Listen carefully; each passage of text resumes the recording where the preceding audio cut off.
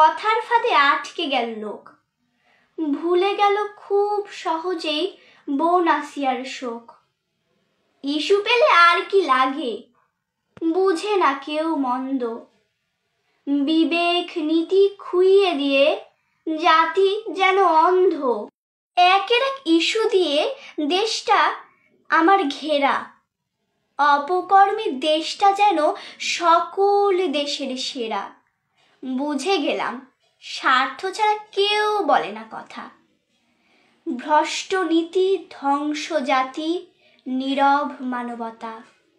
খুলবে কবে বিবেক দুয়ার, বলতে কি কেউ পারো? ভালো মানের মানুষ হতে লোভের মোহ ছাড়ো।